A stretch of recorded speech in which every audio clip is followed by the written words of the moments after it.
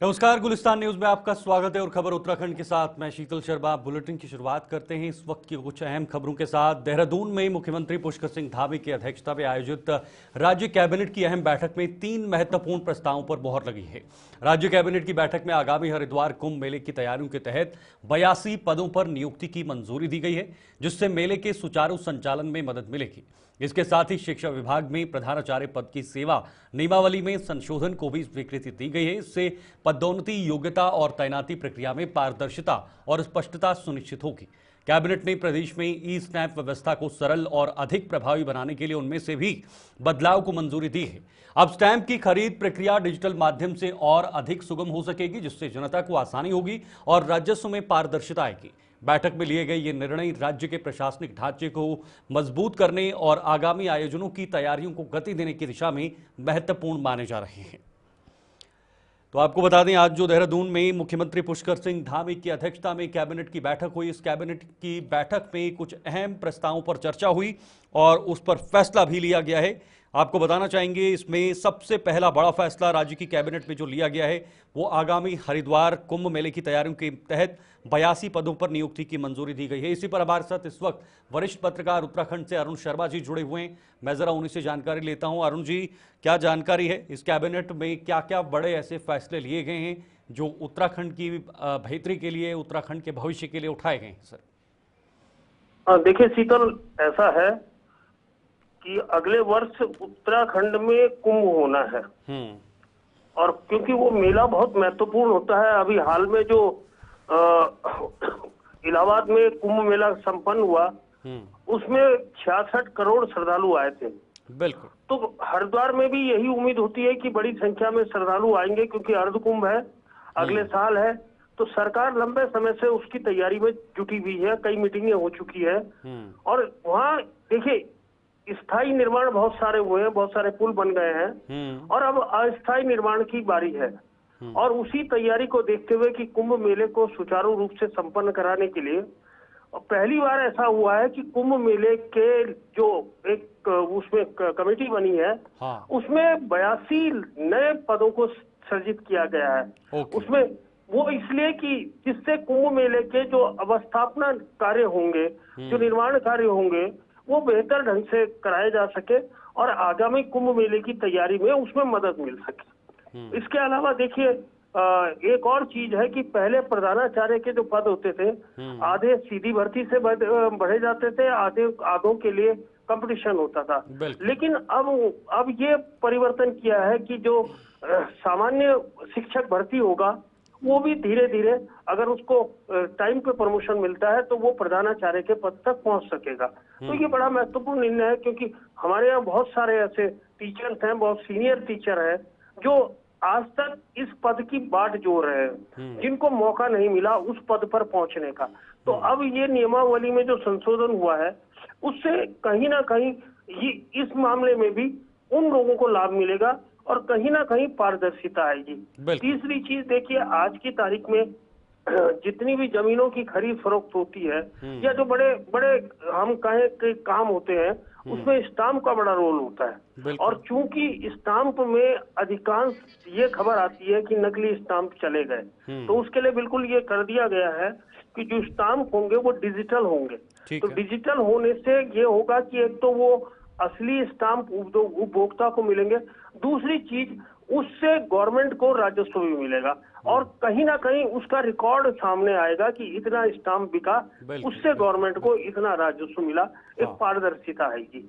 जी शीतल, ठीक है, बहुत बहुत शुक्रिया अरुण, हमारे से जुड़ने के लिए और ये जानकारी पहुंचाने के लिए, हमारे दर्शकों को अपडेट करने के लिए। बहुत महत्वपूर्ण जानकारी। और आज की जो कैबिनेट मीटिंग हुई है, कैबिनेट बैठक हुई है, इसमें कुछ अहम फैसले लिए गए, जिसमें कुंभ मेला जो अगले साल होने जा रहा है उसको लेकर कुछ नियुक्तियां की गई है। और दूसरा जो सबसे इंपॉर्टेंट और सबसे महत्वपूर्ण है वो बीजेपी सरकार का जो नारा है जीरो टॉलरेंस की पॉलिसी, उसके तहत कैसे विभागों में पारदर्शिता लाया जाए, कैसे अकाउंटेबिलिटी लाई जाए, उसको मेंटेन रखा जाए, उसको लेकर भी कदम उठाए गए हैं। आगे बढ़ेंगे। उत्तराखंड के पूर्व मुख्यमंत्री और कांग्रेस के वरिष्ठ नेता हरीश रावत ने मुख्यमंत्री पुष्कर सिंह धामी द्वारा चलाए जा रहे ऑपरेशन कालनेमी को लेकर तीखी प्रतिक्रिया दी है। रावत ने कहा कि भारतीय जनता पार्टी खुद एक बहुत बड़ी कालनेमी है जो छद्म भेषधारी बनकर जनता को भ्रमित कर रही है। हरीश रावत ने यह भी कहा कि अब जनता बीजेपी के असली चेहरे को पहचान चुकी है। उन्होंने तीखा व्यंग्य करते हुए कहा कि जिस तरह हनुमान जी ने कालनेमी का वध किया था, उसी तरह जनता इस बार वोट रूपी हथियार से बीजेपी का वध करेगी। रावत के इस बयान से राजनीतिक माहौल गर्मा गया है। कांग्रेस जहां ऑपरेशन कालनेमी को एक दिखावा बता रही है, तो बीजेपी इसे मुख्यमंत्री धामी की भ्रष्टाचार और अपराध के खिलाफ निर्णायक लड़ाई बता रही है। गौरतलब है कि ऑपरेशन कालनेमी के तहत राज्य भर में पुलिस द्वारा छद्मवेश में अपराध करने वालों के खिलाफ कड़ी कार्रवाई की जा रही है, जिसे बीजेपी सरकार बड़ी उपलब्धि मान रही है। कह रही है ये तो भाजपा ही कालनेमी है, तो कालनेमी संस्कृति है, तो यानी इस कालनेमी से हमको बचना है, ये कालनेमी से हमको बचना है। तो जो है इसलिए अब जनता ने उस कालनेमी का वध हनुमान जी ने किया था, इस कालनेमी भाजपा रूपी कालनेमी का वोट रूपी हथियार से जो है जनता वध करेगी। जनता कह रही है ये तो भाजपा ही कालनेमी।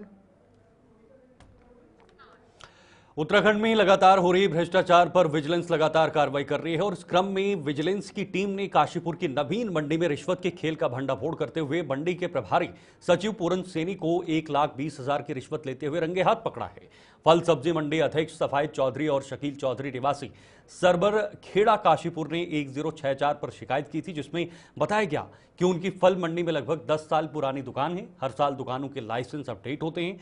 लाइसेंस अपडेट होने की सरकारी फीस 251 रुपए होती है। इन लोगों के मुताबिक लाइसेंस अपडेट करने को लेकर पूरन सैनी द्वारा उनसे 60,000 रुपए की रिश्वत मांगी गई है। दोनों की शिकायत के बाद विजिलेंस ने अपना जाल बिछाकर आरोपी को रिश्वत लेते रंगे हाथ गिरफ्तार कर लिया है।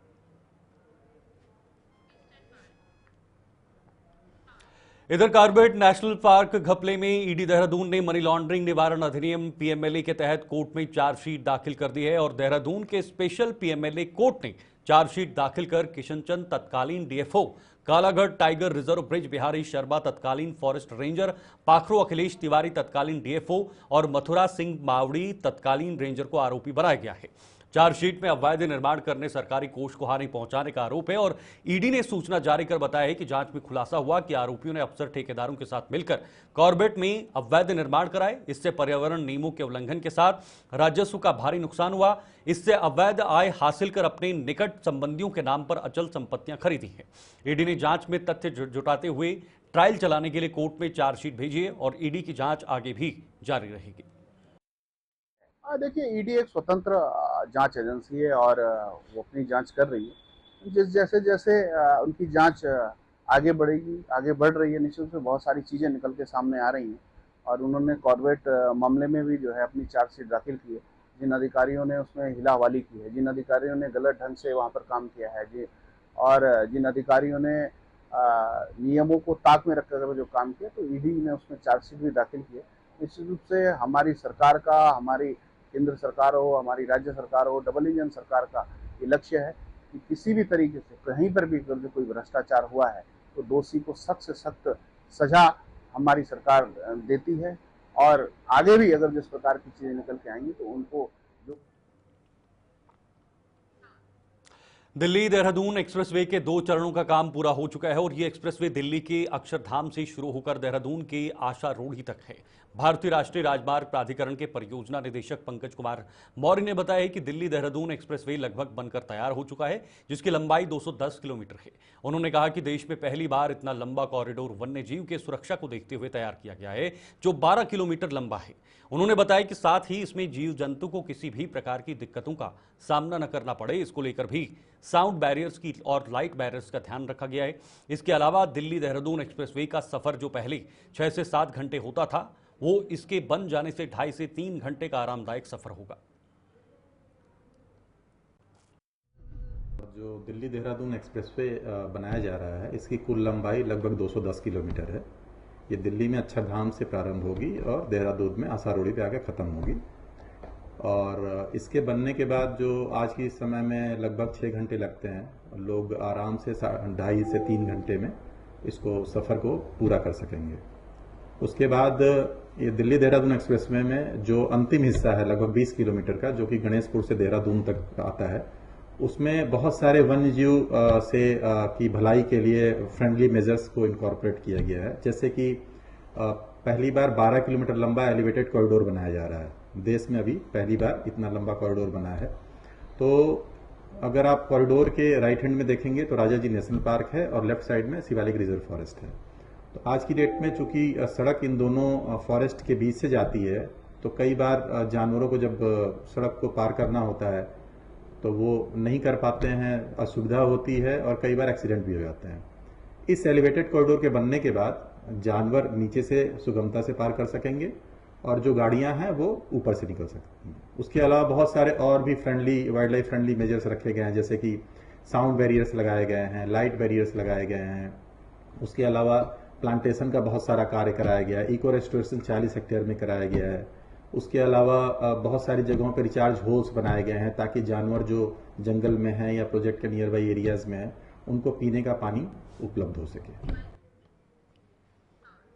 आगे बढ़ते हैं। पिछले काफी समय से बाजपुर चीनी मिल में स्थायी प्रधान प्रबंधक न होने से अनेकों कठिनाइयों से जूझ रही मिल में पीसीएस अधिकारी एपी वाजपेयी ने प्रधान प्रबंधक का पदभार ग्रहण किया है। एपी वाजपेयी वर्तमान में किच्छा चीनी मिल के अधिशासी निदेशक के पद पर हैं। बाजपुर में प्रधान प्रबंधक का चार्ज उन्हें अतिरिक्त रूप से दिया गया है। एक अनुभवी व योग्य अधिकारी के आने से समस्याओं से जूझ रही बाजपुर चीनी मिल में सुधार की उम्मीद जगी है। कार्यभार ग्रहण करते ही उन्होंने चीनी मिल के चीफ इंजीनियर, चीफ केमिस्ट सहित अधिकारियों की मौजूदगी में मिल में चल रहे मरम्मत कार्यों का स्थलीय निरीक्षण किया है तथा विगत दिनों में आई कठिनाइयों के कारण मरम्मत कार्यों में हुए विलंब का कारण जाना और कार्य में तेजी लाकर समय से पूरा करने के निर्देश दिए हैं। कर्मचारियों के लंबित वेतन के संबंध में उन्होंने कहा कि मामला न्यायालय में लंबित है और कर्मचारियों को अभी एडवांस के रूप में धनराशि देकर उनकी समस्या का समाधान किया जाए। किसानों के गन्ना भुगतान भी अतिशीघ्र होने की बात प्रबंधक का ने द्वारा जो है वो कही है। देखिए, यहाँ पर जो हमारी बाजपुर फैक्ट्री है, इसमें अभी चूँकि हमारा रिपेयर और मेंटेनेंस का जो सीज़न है वो चल रहा है और ये समय हमारे लिए बहुत महत्वपूर्ण है। हमारे जो प्रशासक हैं सचिव साहब और एमडी साहब ने भी निर्देश दिए हैं कि हम रिपेयर मेंटेनेंस के काम को समय पर पूरा करें। जो मैंने अभी रिव्यू किया है उसके हिसाब से जो हमारा वीकली टारगेट हमने सेट किए हैं उसके हिसाब से हम पीछे हैं और करीब 12% से हम लैग कर रहे हैं। तो मैंने जो हमारे चीफ इंजीनियर हैं या केमिस्ट हैं, इसके अलावा जो हमारे अकाउंटिंग डिवीजन के लोग हैं, इनको ये स्पष्ट रूप से निर्देशित किया है कि जो हमें टारगेट दिया गया है उसे हम पूरा करें। जो हम पीछे रह गए हैं उसके लिए हमें एक्स्ट्रा मेहनत की जरूरत है और वो हमें करनी है। साथ ही जो कुछ प्रक्रिया टेंडर में लगी है, कुछ कारण ऐसे रहे हैं जिसमें विगत समय में जो टेंडर समय पे नहीं हो पाए, जिससे जाहिर सी बात है कि जो आपूर्ति है वो नहीं हो पाई है। इन सब कमियों को दूर किया जाना है। साथ ही जो हमारा लेखा विभाग है उसमें मुझे लगता है कुछ अलग से हमें अतिरिक्त मेहनत की जरूरत है, जहाँ पे हमें काम करना है ताकि हम मिल को समय पर चला सके हैं और साथ साथ इसका जो फाइनेंशियल है, जो इसकी आर्थिकी है, उसको बेहतर कर सके। जैसा कि दुनिया थोड़ा श्रमिकों की समस्या है, उनको वेतन नहीं मिला है, तो इसके बारे में क्या आपकी क्या? देखिए, श्रमिक जो है हमारे मिल के लिए एक महत्वपूर्ण पार्ट है। तो चूंकि ये मामला अभी लिटिगेशन में है और यहाँ पर जो हमारी श्रमिक यूनियन है उनके द्वारा एक मांग पत्र एडवांस के लिए हमें दिया गया था और इसको हमने सचिव साहब ने भी और हमारे एमडी साहब ने भी निर्देश दिए थे। तो उसी क्रम में जो एडवांस की उनकी मांग है उस पर हम लोग सहानुभूतिपूर्वक विचार करके उसको स्वीकार कर रहे हैं। करने का बकाया भुगतान किसानों के लिए बड़ी चुनौती बन जाता है, क्योंकि अभी भी रह गया का समय आ गया पिछले सत्र। उत्तराखंड सरकार आपातकाल के दौरान जेल गए लोकतंत्र सेनानियों को धामी सरकार कानूनी कवच देने जा रही है और ऐसे लोगों को पेंशन सहित अन्य सुविधाएं बढ़ाने की सरकार 19 अगस्त से गैरसैंण में शुरू होने जा रही मॉनसून सत्र में विधायक पेश कर सकती है। राज्य का गृह विभाग इसकी तैयारी में जुटा हुआ है। लोकतंत्र सेनानियों के मुद्दे पर बीजेपी और कांग्रेस के बीच हमेशा से टकराव बना रहा है। त्रिवेंद्र सरकार के दौरान लोकतंत्र सेनानियों को पेंशन देने से जुड़ा एक शासन आदेश जारी किया गया था। उसके तहत उन्हें 2000 रुपये प्रति माह की पेंशन दी जाती है। उत्तराखंड में ऐसे लोकतंत्र सेनानियों की संख्या करीब 80 है। आने वाले समय में कोई सरकार लोकतंत्र सेनानियों के इस हक को न छीन ले, इसके लिए धामी सरकार अब इसे कानूनी जामा पहनाने जा रही है। बताते चले 25 जून को आपातकाल के 50 वर्ष पूरे होने पर लोकतंत्र सेनानियों के सम्मान में देहरादून में हुए कार्यक्रम में मुख्यमंत्री पुष्कर सिंह धामी ने उनके अधिकारों को सुरक्षित किए जाने का भरोसा दिया था। देखिए, आपातकाल में जिन सेनानियों ने लोकतंत्र को बचाने के लिए संघर्ष किया, क्योंकि हम सब लोग जानते हैं कि काला दिवस, लोकतंत्र का हत्या दिवस के रूप में पूरा देश को जानता है। इस प्रकार से कांग्रेस की तत्कालीन जो देश की नेता थी, प्रधानमंत्री थी, इंदिरा गांधी जी ने किस प्रकार से इस देश में आपातकाल थोपा था। सारे विपक्ष के नेता हों, सारे राजनीतिक दल के, अपने दलों को छोड़ के सारे राजनीतिक दलों के नेता हों, और साथ ही जो पत्रकार थे, जो लिखते थे, उन सब को कलम दबाने का काम, उनकी आवाज़ दबाने का काम कांग्रेस की तत्कालीन सरकार ने किया। इन सब चीज़ों को लेकर के हमारी सरकार ने कहा है कि हम जो लोकतंत्र बचाने वाले जो सेनानी थे, उनको सम्मानित करके उनका जीवन बेहतर हो सके, उन लोगों को जो सुविधाएं चाहिए, उन सुविधाओं को हम और बेहतर कर सके। हमारी सरकार काम कर रही है। हमने पूर्व में भी जो हमारे स्वतंत्रता सेनानी हैं, उनके परिवारों को पेंशन देने का काम हो, या फिर इन सेनानियों को सम्मान देने का काम, हमारी सरकार कहीं पीछे नहीं है। हम आगे भी इन सब सेनानियों की बेहतरी के लिए, इन सब सेनानियों के बेहतर भविष्य के लिए काम करेंगे, ताकि इनका परिवार बेहतर ढंग से देश की मुख्य धारा में विकास में अपना सहयोग कर सके, देश में अपना सहयोग कर सके। निश्चित रूप से समाज को और तमाम लोगों को ये भी हम बता सकें कि वही सेनानी हैं जिन्होंने लोकतंत्र को बचाने के लिए, लोकतंत्र को की रक्षा के लिए जेल चले गए, कई लोगों को यातनाएं झेलनी पड़ी। इन सब लोगों को समाज के आगे लाने का काम भी हमारी सरकार है। तो वही उत्तराखंड में मानसून पूरी तरह से सक्रिय है और प्रदेश के विभिन्न जिलों में भी रुक रुक कर बारिश हो रही है। मौसम विभाग के पूर्वानुमान के अनुसार आज टिहरी, बागेश्वर और पिथौरागढ़ जिलों में भारी बारिश का येलो अलर्ट जारी किया है। खासतौर पर पर्वतीय जिलों में तेज बारिश की संभावना है। राजधानी देहरादून में भी सुबह से बारिश हो रही है। उधर बागेश्वर जिले में भी मानसून का असर लगातार बना हुआ है। यहां भी सुबह सुबह से रुक रुक कर रिमझिम बारिश हो रही है, जिससे जनजीवन प्रभावित हुआ है। खासकर कपकोट तहसील क्षेत्र में बारिश के कारण कई मोटर मार्ग बंद हैं।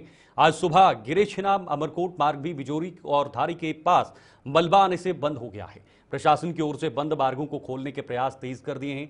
लोनिवी और आपदा प्रबंधन की टीमें जेसीबी मशीनों के साथ मौके पर जुटी हुई हैं। मौसम विभाग ने आने वाले 4 से 5 दिनों तक प्रदेश में इसी तरह का मौसम बने रहने की संभावना भी जताई है, लेकिन फिलहाल आफत की बारिश से राहत मिलती नहीं दिखाई दे रही है। खबर उत्तराखंड में अभी के लिए फिलहाल इतना ही। वक्त एक छोटे से ब्रेक का है। आप बने रहिए गुलिस्तान न्यूज के साथ और मुझे दीजिए इजाजत। नमस्कार।